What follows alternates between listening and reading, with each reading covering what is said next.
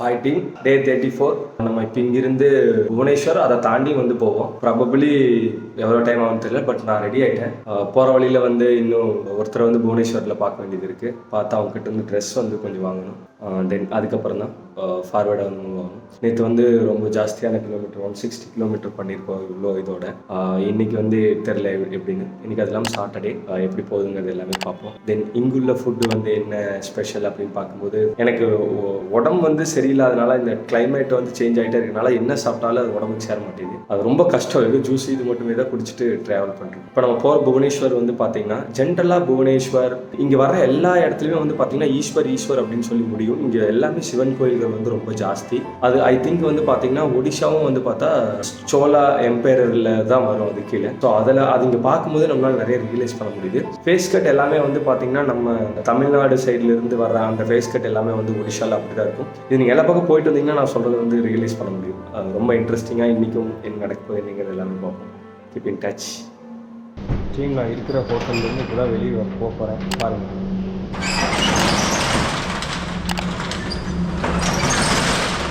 ரொம்ப நேரமாக எந்திரிச்சு கிளம்புனதுக்கப்புறமும் இவங்க லேட் பண்ணி நம்மளை இந்த அளவுக்கு போக முடியாது.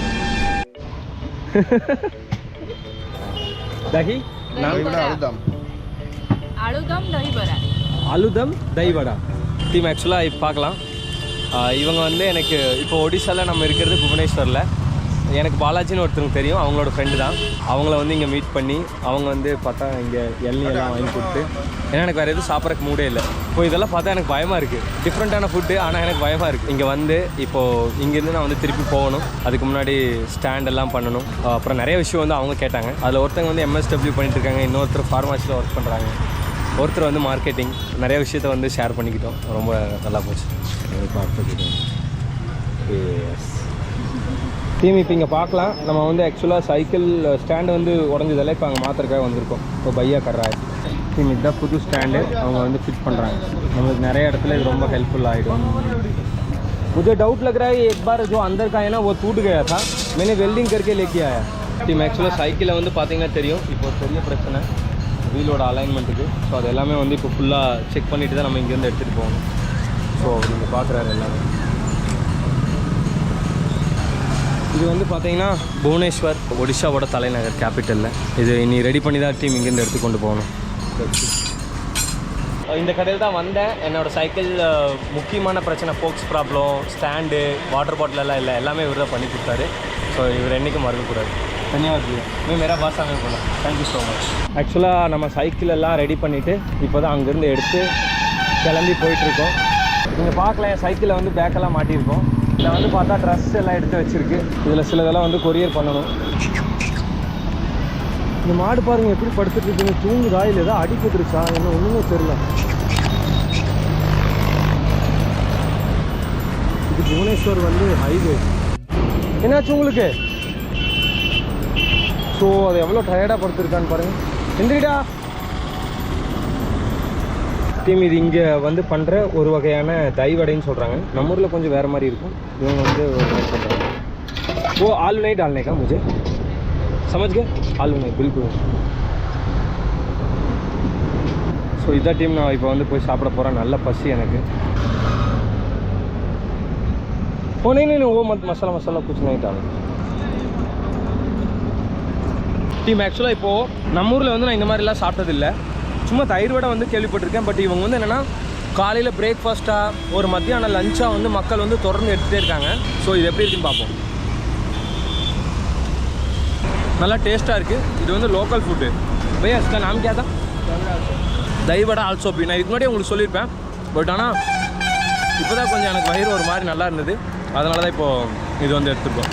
சூப்பராக இருக்குது டீம். இது வந்து பார்த்திங்கன்னா சாப்பிட்டு முடிச்சதுக்கப்புறம் அவங்க பண்ணுறது.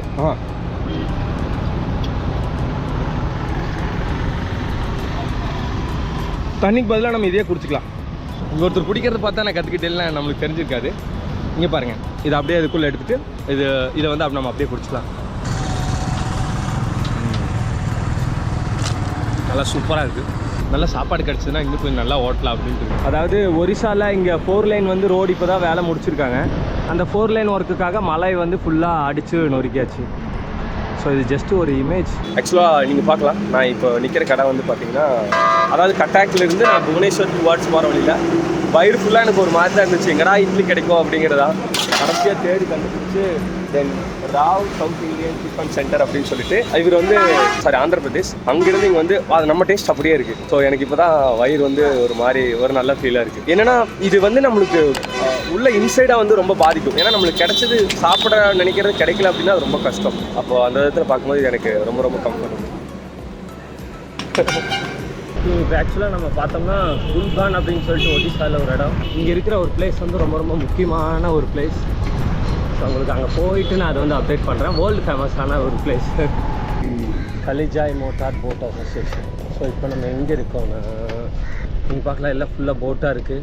என்னை பார்த்தா தெரியும் ஏதோ கடலுக்குள்ளே வந்துட்டான் இவன் அப்படிங்கிற மாதிரி. இது ஆக்சுவலாக ஒரு லேக்.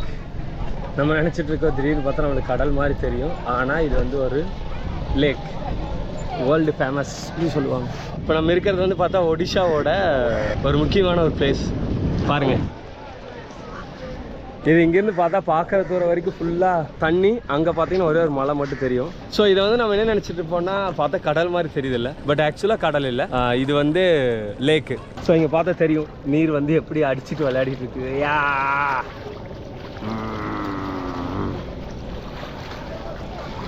இது நீங்கள் இப்போ பார்க்குறது சிலிக்கா லேக். இதை வந்து சிலிக்கா லேக்குன்னு சொல்லுவாங்க. ஏசியாலேயே வந்து 2வது பெரிய லார்ஜஸ்ட் லேக்குன்னு சொல்லி சொல்கிறாங்க. இன்னும் இது சம்மந்தமான டீட்டெயில்ஸ் எல்லாமே வந்து அது ஒடியாவில் எழுதியிருக்கு, நான் உங்களுக்கு படிச்சுட்டு வந்து சொல்கிறேன். தென் பட் ஆனால் இது வந்து ஒரு ரொம்ப இம்பார்ட்டண்ட் ஆன ஒரு பிளேஸ். நிறைய டூரிஸ்ட் எல்லாம் வந்து இங்கே வந்திருக்காங்க.